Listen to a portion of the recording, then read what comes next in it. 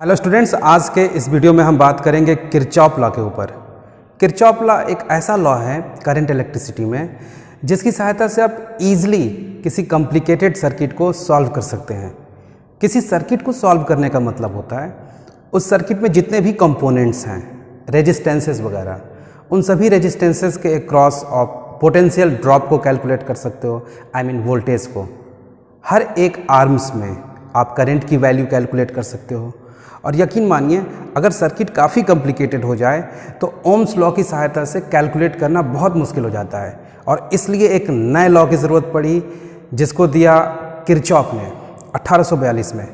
तो किरचॉफ में मेनली दो लॉज थे, ज़रा उन दोनों को देखा जाए।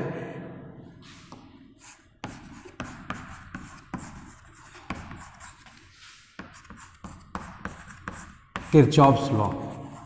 तो किरचॉफ लॉ का जो फर्स्ट लॉ है वो जंक्शन लॉ भी कहलाता है।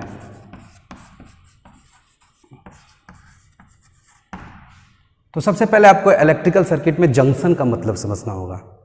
जंक्शन का एक ही मतलब होता है, अगर किसी पॉइंट पर कुछ वायर्स आकर के ज्वाइन होते हो, ये मान लीजिए कोई पॉइंट है और इस पर कुछ तार आकर के जुड़ रहे हैं, और उस पॉइंट से तार अगर आगे भी जाए तो इस पॉइंट को हम लोग जंक्शन कहते हैं। जैसे थोड़ी देर के लिए मान लीजिए कि इस तार में I1 करंट आई है और इस तार में I2 करंट आई है जंक्शन पर, और जंक्शन से जो तार दूर जा रहा है उसमें करंट मान लीजिए I3 है। तो जंक्शन लॉ का जो स्टेटमेंट बनता है वो ये कि algebraic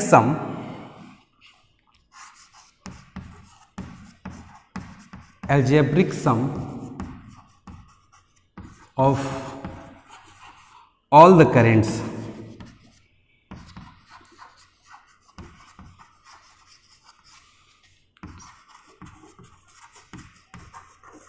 meeting at a junction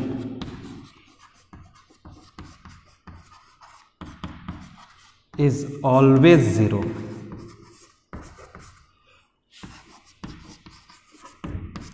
तो ये लॉ सिर्फ इतना बताता है कि जंक्शन पर जितनी भी करेंटें मिल रही होंगी उन सभी करेंट्स का एल्जेब्रिक सम जीरो होगा। एल्जेब्रिक सम का मतलब होता है अगर आप करेंट्स को उनकी डायरेक्शंस के लिहाज से पॉजिटिव या निगेटिव कंसीडर करा है आपने, तो जो सम किया है उसको हम लोग कहते हैं एल्जेब्रिक सम। तो एल्जेब्रिक सम करने के लिए आप जंक्शन पर जो करंट आकर के मिल रही है, जंक्शन की तरफ जो करंट आ रही है, उन करंट्स को बाई कन्वेंशन पॉजिटिव लेते हैं, और जंक्शन से जो करंट दूर जाती है उस करंट को निगेटिव लेते हैं। तो चलिए जंक्शन पे सभी करंट्स का एल्जेब्रिक सम जीरो करिए। तो I1 करंट आ रही है जंक्शन पर इसलिए पॉजिटिव, I2 भी करंट जंक्शन पे आ रही है इसलिए पॉजिटिव, बट I3 करंट जो है वो जंक्शन से दूर जा रही है और इसलिए बाई साइन कन्वेंशन इसको निगेटिव लेंगे। और ये रूल ये कहता है कि इन सभी करेंट्स का एल्जेब्रिक सम जीरो होगा। ओके, एक बात और, इसी चीज़ को थोड़ा सा कन्वर्ट कर दे तो I1 plus I2 is equal to I3, यानी जंक्शन लॉ को आप इस तरह से भी स्टेट कर सकते हैं कि किसी जंक्शन पर जितनी करंट आ रही है और जंक्शन से जितनी करंट दूर जा रही है वो दोनों इक्वल होगी, यानी कि total incoming current at a junction is equal to total outgoing current. अच्छा, ऐसा लॉ क्यों बनाना पड़ा, या इस लॉ का वजह क्या है, कारण क्या है? कारण बहुत सिंपल है। निश्चित तौर पर अगर इन वायर्स में करंट है तो कोई बैटरी कनेक्ट की गई होगी, ये कोई बैटरी कनेक्ट की गई होगी, और जंक्शन पे जो करंट आ रहा है उतनी ही करंट आगे बढ़ेगी, ये तो श्योर है। और रीज़न ये है इसका कि चार्जेस, इन दोनों करंट के माध्यम से जितना चार्ज इस जंक्शन पे आया है उतना ही चार्ज इस जंक्शन से आगे भी बढ़ेगा। इन दोनों तारों से जितना चार्ज इस जंक्शन तक पहुंचा है किसी गिवन इंटरवल ऑफ टाइम में, उतना ही चार्ज उस गिवन इंटरवल ऑफ टाइम में जंक्शन को छोड़ भी दे रहा होगा, आगे बढ़ जा रहा होगा, क्योंकि चार्जेस कहीं भी रुकते नहीं हैं, चार्जेस जंक्शन पर ठहरते नहीं हैं। अच्छा, ठहरते क्यों नहीं है भाई? बैटरी लगी है तो इलेक्ट्रिक फील्ड होगा, और इलेक्ट्रिक फील्ड के अंडर में चार्ज रुक जाए ये पॉसिबल नहीं है। चार्जेस हमेशा कंटिन्यूअस मोशन के स्टेट में होंगे, और वैसे भी करंट ये स्टेडी करंट थी। और इसी वजह से इन दोनों करेंट्स ने जो चार्जेस लाया है, जितना चार्ज लाया है गिवन इंटरवल ऑफ टाइम में, उतने चार्जेस को जंक्शन को छोड़ के आगे बढ़ना ही पड़ेगा, यानी कि incoming current is equal to outgoing current. Students, जो किरचॉफ का सेकेंड लॉ है वो बेसिकली लूप लॉ कहलाता है, और ये लूप लॉ किसी क्लोज सर्किट के लिए वैलिड है। कोई सर्किट अगर ओपन ना हो बल्कि क्लोज हो तो उसके लिए हमेशा किरचॉफ लूप लॉ लगाते हैं। ये किसी लूप के लिए वैलिड है, लूप हमेशा क्लोज होता है। और ये law basically energy conservation law ही है। अब ये एनर्जी कंजर्वेशन लॉ कैसे है, इसको समझने के लिए सबसे पहले आप इसके स्टेटमेंट को देख लीजिए। इसका स्टेटमेंट ये है कि sum of all potential drops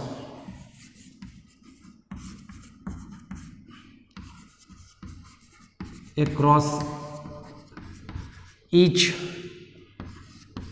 element is equal to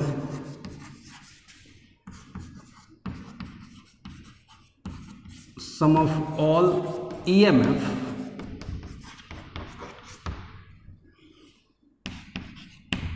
in a closed electric circuit। यानी कि किसी क्लोज इलेक्ट्रिक सर्किट में पोटेंशियल ड्रॉप जहाँ जहाँ भी हुआ हो, उन सभी पोटेंशियल ड्रॉप का जो सम होगा वो बराबर होता है उस क्लोज सर्किट में जितने भी ईएमएफ के सोर्सेस लगे हैं, उन ईएमएफ के सोर्सेस ने जो ईएमएफ दिया है उन सभी ईएमएफ के सम के बराबर। तो बेसिकली ये लॉ एनर्जी कंजर्वेशन लॉ ही है, क्योंकि ईएमएफ क्या चीज़ होती है? EMF means energy gain. Charges motion के दौरान जो एनर्जी एक्वायर कर रहे हैं वही एनर्जी पोटेंशियल ड्रॉप के रूप में कम होती चली जाती है। तो जितनी एनर्जी गेन हुई होगी उतनी ही एनर्जी लॉस होगी किसी भी क्लोज सर्किट में। स्टूडेंट्स, किरचॉफ लूप लॉ को आइए एक सिंपल एग्जांपल से समझने की कोशिश करते हैं। एक सिंपल सर्किट कंसिडर कर लीजिए जिसमें एक एक्सटर्नल रेजिस्टेंस R कनेक्टेड है और एक सेल जिसका EMF E है और इंटरनल रेजिस्टेंस स्मॉल r ये कनेक्टेड है। तो इस सर्किट के लिए आपने एक फार्मूला पढ़ा था, E is equal to IR plus IR। तो यहाँ समझने वाली बात यह है कि E क्या होता है। E means unit positive charge को लोअर पोटेंशियल से हायर पोटेंशियल तक पहुँचाने के लिए सेल ने जो वर्क किया है उस वर्क को हम लोग कहते हैं EMF ऑफ द सेल। और यूनिट पॉजिटिव चार्ज को लोअर पोटेंशियल से हायर पोटेंशियल तक पहुंचाने के लिए सेल जो वर्क करती है वही वर्क उस चार्ज की एनर्जी बन जाती है, और उसी एनर्जी का प्रयोग करके वो चार्ज आगे बढ़ता है और अपनी एनर्जी दो जगहों पे खोता है। जहाँ जहाँ रेजिस्टेंस पाएगा वहाँ वहाँ एनर्जी खोएगा। एनर्जी यहाँ पर खोएगा, कितना एनर्जी खोएगा? IR के बराबर। यूनिट पॉजिटिव चार्ज इस रेजिस्टेंस को क्रॉस करने में जो एनर्जी खोता है that energy is also named as potential drop. यानी यूनिट पॉजिटिव चार्ज की एनर्जी यहाँ पर जो लॉस्ट हो रही है वो यहाँ पर पोटेंशियल ड्रॉप कहलाएगी IR, और यूनिट पॉजिटिव चार्ज की एनर्जी जो इस रेजिस्टेंस को क्रॉस करने में खो रहा है उसको हम लोग यहाँ पर पोटेंशियल ड्रॉप करेंगे IR। तो निश्चित तौर पे जो ये एनर्जी लॉस्ट है वो इक्वल ही होगा यूनिट पॉजिटिव चार्ज को जितनी एनर्जी बैटरी ने दी यहाँ से यहाँ तक पहुँचाने में, दैट मीन्स EMF के बराबर की एनर्जी वो गेन करता है। तो निश्चित ही ये एनर्जी कंजर्वेशन लॉ ही है किरचॉफ लॉ, और किरचॉफ लॉ सिंपल स्टेटमेंट यही है। सीखेंगे कि किरचॉफ लॉ को सवालों में यूज़ कैसे करें, किरचॉफ लॉ किसी क्लोज सर्किट में कैसे अप्लाई किया जाए। तो सबसे पहले आप एक क्लोज सर्किट कंसिडर कर लिया करिए। ये क्लोज लूप हम कंसिडर कर रहे हैं। इन क्लोज लूप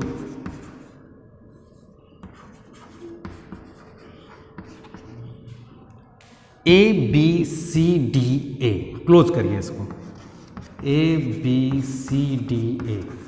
और क्लोज सर्किट कंसिडर करने के बाद आप सेल से जो करंट छूट रही है उस करंट को पहले मेंशन कर लिया करिए। जैसे सेल से आप मान लीजिए कि I करंट चल रही है तो नो डाउट वही I करंट इस रेजिस्टेंस में भी जाएगी और वही I करंट इस रेजिस्टेंस में भी जाएगी, तभी करंट स्टेडी फ्लो की स्टेट में होगा। उसके बाद आप सर्किट में जहाँ जहाँ पोटेंशियल ड्रॉप हो रहा है उन पोटेंशियल ड्रॉप को नोट करिए। तो चलिए A से चलना शुरू करिए। हाँ, पोटेंशियल यहाँ ड्रॉप होगा क्योंकि यहाँ रेजिस्टेंस है। तो इस रेजिस्टेंस में पोटेंशियल ड्रॉप कितना होगा? Current is multiplied by resistance.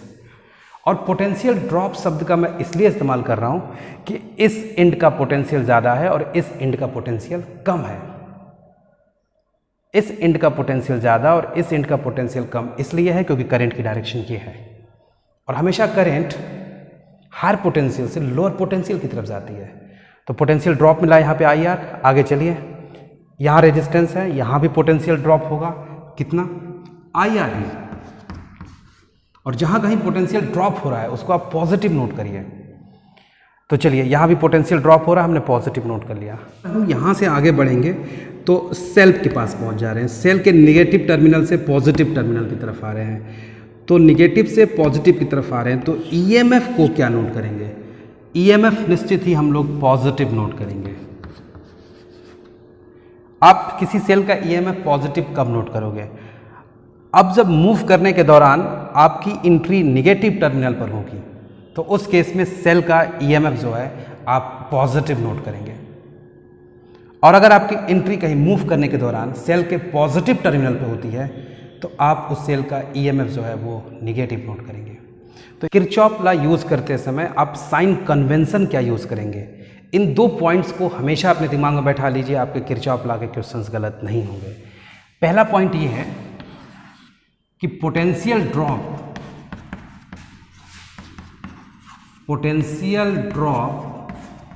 अगर है तो आप पॉजिटिव नोट करेंगे, और अगर पोटेंशियल इंक्रीज कर रहा होगा, पोटेंशियल इंक्रीज, तो उसको आप निगेटिव नोट करेंगे। दूसरी बात, ईएमएफ का केस। ईएमएफ को कैसे डील करेंगे? आप अगर मूव करते समय निगेटिव टर्मिनल पर सेल के पहुंच गए हैं तो ईएमएफ आप पॉजिटिव नोट करेंगे। और अगर आप सर्किट में मूव करते समय किसी सेल के पॉजिटिव टर्मिनल पर एंटर कर रहे हैं तो उस समय उस सेल का ईएमएफ आप निगेटिव नोट करेंगे। तो ये पॉइंट्स अपने दिमाग में बैठा लीजिए, फिर आप किरचॉफ के सवालों को गलत नहीं करेंगे। तो चलिए एक एग्जाम्पल से समझने की कोशिश करते हैं। एनसीईआरटी का एक बहुत ही इम्पॉर्टेंट क्वेश्चन है जो देखने में काफ़ी बड़ा लगता है लेकिन बहुत ही आसानी से सॉल्व होता है जब आप किरचॉफ यूज़ करते हैं तब। तो क्वेश्चन ये था कि एग्जाम्पलर क्वेश्चन है, एक क्यूब है और उस क्यूब के सभी आर्म्स पर एक एक ओम के रेजिस्टेंसेस कनेक्टेड हैं। क्यूब बना लीजिए।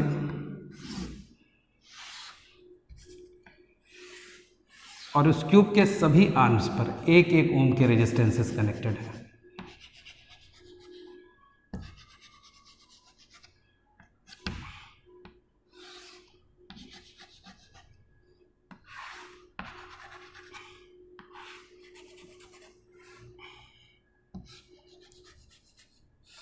ऑल रेजिस्टेंसेज आर ऑफ 1 ओम। एक एक ओम के सभी रेजिस्टेंसेज हैं जितने भी आपको सर्किट में कनेक्टेड दिख रहा है। और इस क्यूब के डायगोनल के अलॉन्ग एक बैटरी लगा दी गई है। ये क्यूब का डायगोनल हो जाएगा और इस डायगोनल से कनेक्ट किया गया है एक 10 वोल्ट ईएमएफ वाली सेल। और क्वेश्चन ये पूछा जा रहा है कि इन सभी रेजिस्टेंसेस का जो हर एक रेजिस्टेंस 1 ओम का है तो रिजल्टेंट रेजिस्टेंस क्या होगा? तो अगर आप इसमें सीरीज और पैरेलल पकड़ के रिजल्टेंट कैलकुलेशन करना चाहेंगे तो ये काफ़ी मुश्किल हो जाएगा। इसको आप किरचॉफ लॉ से बहुत ही आसानी से हल कर सकते हैं। और किरचॉफ लॉ से हल करने के लिए सबसे पहले आप करंट का डिवीज़न कर लिया करिए। क्वेश्चन में करंट का डिवीज़न, करंट अगर बट गई तो किरचॉफ लॉ का क्वेश्चन आधा सॉल्व हो गया। तो चलिए, सेल के पॉजिटिव टर्मिनल से आप कुछ करंट चला लीजिए। करंट हम 3I चला लेते हैं, I नहीं चलाते। I चलाने से ये प्रॉब्लम होगी कि फिर यहाँ पर डिस्ट्रीब्यूशन होना है करंट का, तो फिर आप I/3 करोगे तो और कैलकुलेशन मुश्किल हो जाएगा। तो इस मुश्किल से बचने के लिए हमने 3I करंट मान ली कि सेल से चल रही है और करंट यहाँ बटेगी। I करंट इसमें जाएगी, I करंट इस आर्म में और I करंट इस आर्म में। ये बंटवारा बेटा जंक्शन लॉ से हो रहा है। यहाँ जंक्शन पड़ रहा है, जंक्शन पर एक तार आया है और जंक्शन से 3 तार बाहर निकला है। और इन सभी में करंट्स हमने इक्वली बांटा है क्योंकि रेजिस्टेंसेस सेम हैं सबके। रेजिस्टेंस सेम होता है तो आप करंट को इक्वली बांट सकते हो। ऐसा मत कर देना कि रेजिस्टेंसेस अलग अलग हैं और फिर भी आपने जो करंट लाया है उस करंट को इक्वली डिवाइड कर दिया है, ऐसा मत करना। जब तक रेजिस्टेंसेस सेम है तभी आप करंट्स को इक्वली बांट सकते हो। तो 3I करंट हम लोग बैटरी के पॉजिटिव टर्मिनल से लेके चले थे और I और I करंट आगे बांट दिया। अब ध्यान दीजिएगा, ये जो I करंट है यहाँ पर फिर बटेगी, यहाँ पर फिर जंक्शन आ रहा है, आ रही है एक तार बट यहाँ से निकल रही है 2 तार। तो जहाँ भी 2 तार निकले वहाँ करंट को आप बांट लिया करिए। इसमें जाएगी I/2 करंट और इसमें भी जाएगी I/2 करंट, क्योंकि यहाँ भी रेजिस्टेंसेस बराबर हैं तो करंट इक्वली बटेगी। अब ध्यान दीजिएगा, ये जो करंट I इसमें आ रही है, यहाँ से 2 तार फिर निकल रहा है तो इसमें भी करंट जाएगी I/2 और इसमें भी करंट जाएगी I/2। अब ध्यान दीजिएगा, ये करंट भी हम लोगों ने बांट दिया I/2, ये करंट भी बांट दिया I/2 और I/2। ये वाली करंट जो I आ रही है, देखो यहाँ भी 2 तार निकले हैं, एक तार ये ऊपर जा रहा है और एक तार ये, तो इसमें भी करंट बच्चों हो जाएगी I/2 और I/2। अब चलिए आगे बढ़िए, ये जो I/2 करंट है ये और I/2 करंट जो इसमें आ रही है, गौर करिएगा इन 2 तारों पर, ये I/2 और ये I/2, ये दोनों करंट यहाँ पर जुड़ेगी। जहाँ तार जुड़ रहा है आप वहाँ करंट को जोड़ देंगे तो इसमें आपकी I करंट आ गई। ठीक वैसे ही आप I/2 करंट ये आ रही है और I/2 करंट ये आ रही है, इन 2 तारों में, इसमें भी I/2 है, इसमें भी I/2 है, तो दोनों जुड़ करके इसमें I करंट है। इन 2 तारों पे गौर करिए, इसमें भी I/2 करंट है और इसमें भी I/2 करंट है और ये दोनों तार यहाँ पर जुड़ रहे हैं तो जुड़ करके इसमें आ जाएगी I करंट। अब ध्यान दीजिएगा, यहाँ पर आइए, यहाँ पर I करंट है, ये भी I करंट है और ये भी I करंट है। ये तीनों I और I मिल करके 3I करंट बना देगी और बैटरी के निगेटिव टर्मिनल पे उतनी ही करंट पहुंचनी चाहिए जितनी कि पॉजिटिव टर्मिनल से आपने निकाली थी, तो आपका करंट डिस्ट्रीब्यूशन करेक्ट है। ये चेक करने का काफ़ी आसान तरीका है। पॉजिटिव से जितनी करंट निकाले हो अगर निगेटिव पर उतनी ही पहुंचेगी तभी जा कर के स्टेडी करंट की होगी। और एक बार जब करंट का डिस्ट्रीब्यूशन हो गया तो अब आप किरचॉफ लॉ आसानी से लगा सकते हैं किसी भी क्लोज लूप में। तो नाम दे दीजिए ज़रा, ABCD, ये तो E है, ये इसका नाम F दे दीजिए।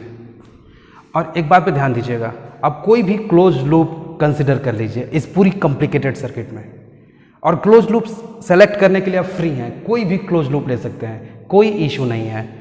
तो चलिए हम एक क्लोज लूप सेलेक्ट कर ले रहे हैं, ABCDFEA, ये हमारा क्लोज लूप हो गया।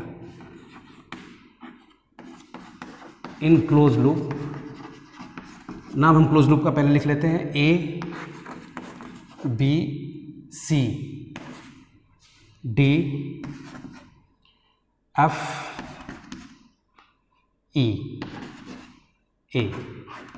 और इस क्लोज लूप में किरचॉफ लॉ लगाना शुरू करते हैं। तो किरचॉफ लॉ A से स्टार्ट करिए, A से आगे बढ़िए, आपने लूप ये कंसिडर किया था। तो इसमें आपका पोटेंशियल ड्रॉप मिलने जा रहा है क्योंकि करंट की डायरेक्शन में आप आगे बढ़ रहे हो। इस रेजिस्टेंस में पोटेंशियल का ड्रॉप मिलने जा रहा है, यानी कि आप पोटेंशियल ड्रॉप को पॉजिटिव नोट करते हैं।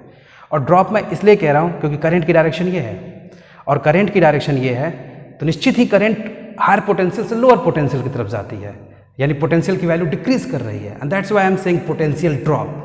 और पोटेंशियल ड्रॉप होगा तो आप उसे पॉजिटिव नोट करेंगे। तो चलिए, इसमें पोटेंशियल ड्रॉप कितना हो रहा है, current is multiplied by resistance. इसका रेजिस्टेंस कितना है, 1 ओम।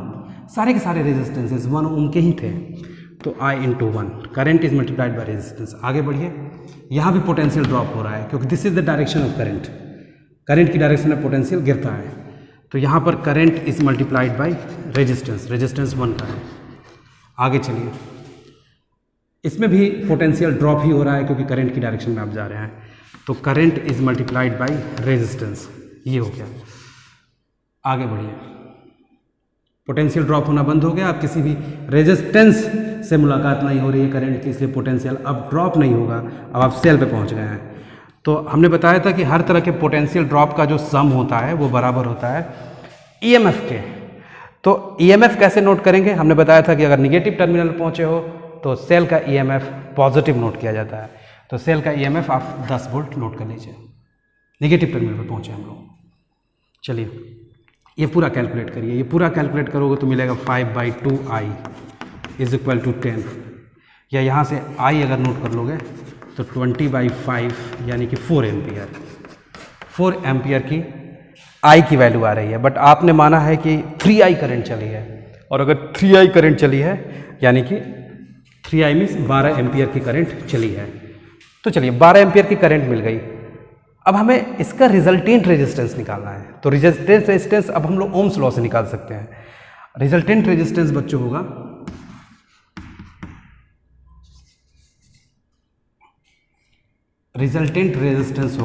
ईएमएफ कितना है 10 वोल्ट, और भाई करंट क्या मिली थी 12 की, तो रेजिस्टेंस आपके पास आ जाएगा 5/6 ओम। ओम्स लॉ से हम लोगों ने किया है। तो अगर ये क्वेश्चन आपके समझ में आया हो तो एनसीईआरटी में 2 और क्वेश्चंस हैं जो किरचॉफ लॉ पर बेस्ड हैं, एग्जाम्पल के ही किरचॉफ लॉ के जस्ट बाद। तो उन दोनों क्वेश्चंस को आप लोग सॉल्व करिए, और उसमें अगर कोई परेशानी होगी तो कमेंट बॉक्स में कमेंट करिए। अगले वीडियो में मैं उसका सल्यूशन करूँगा। और किसी भी स्टूडेंट्स को इस पूरे वीडियो में किसी भी पॉइंट पर दिक्कत हो तो कमेंट बॉक्स में कमेंट करके वो क्वेश्चन मुझसे ज़रूर पूछे। आज के लिए इतना ही। Thank you.